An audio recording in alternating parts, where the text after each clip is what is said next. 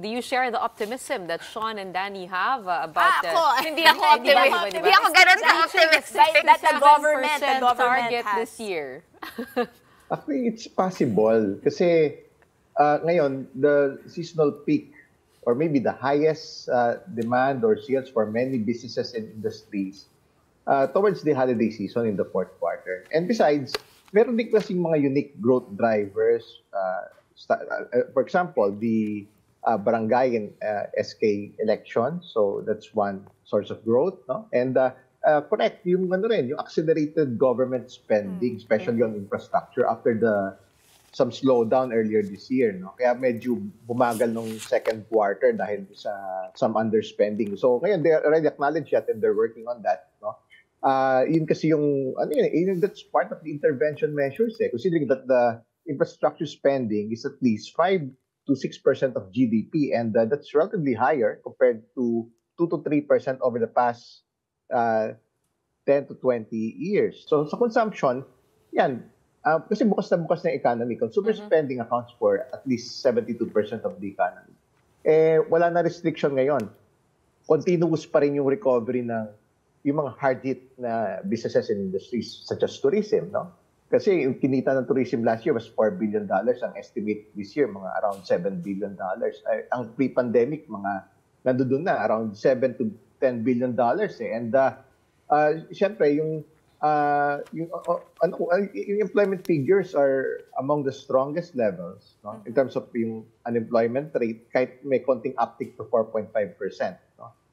That's still near among the lowest and among the best since the pandemic started. And generally, employment figures, lahat na, among the strongest in nearly 18 years or since 2005. Kaya, isang bright spot din yun. On the investment side naman, yun, medyo nagka-slow down ng konti dahil, because of the relatively higher interest rates. No? But yung inflation din, medyo drag din yun realistically dahil yung higher prices of goods and services, that drags expenditures by practically everyone, consumers, households. That's exactly my concern, Mike, no? Personally, ang mahal ng mga bilihin.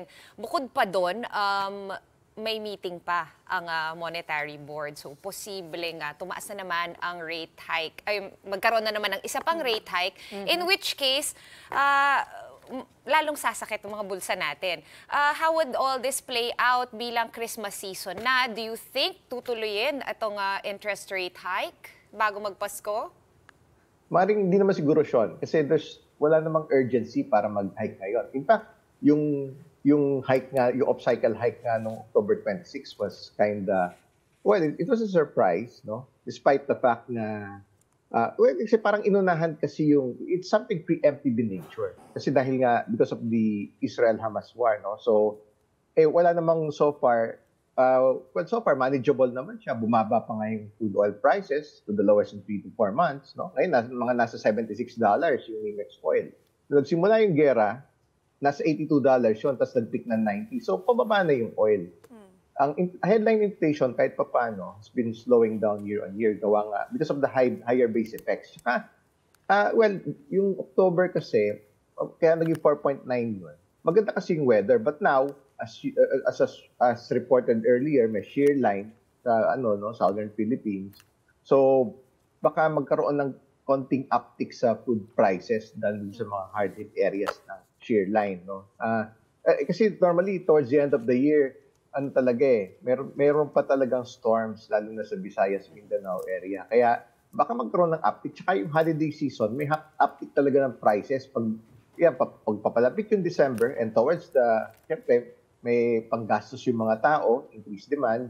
So may uptick in prices, but only to go down.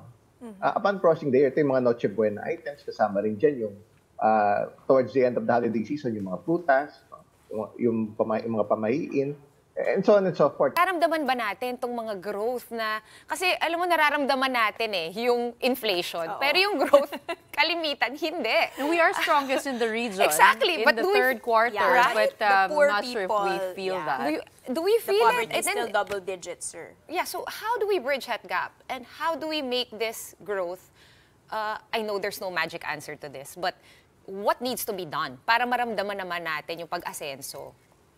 Well, ngayon, kailangan mag-create pa rin ng maraming employment, no? Yung mga jobs, livelihood. Actually ngayon, ano nga, dahil, kasi ang importante naman, yung economic growth, tapos yung ano yan yung mararamdaman natin lahat yan, lalo na yung poorest of the poor, yung mga masa. Pag mas mabilis yung economic growth, ibig sabihin, mas mabilis yung pag-grow ng incomes, no? Yung trabaho, livelihood, no? Yung kita, no? Dapat kasi mas mabilis yun. Kung estimate natin, realistically, yung target siguro 5.8%, that's kinda, yun na yung average, no? Pero pwede tayong ma-surprise Pwede talagang umabot yung average growth towards 6%, yung lower end ng target. That's possible. Kasi yung fourth quarter growth, that's at least 6.5% or to 7% or even higher, no? Pwede tayong surpresahin yan. Dahil nga bukas na yung ekonomiya. Yun kasi yung mararamdaman na lahat. At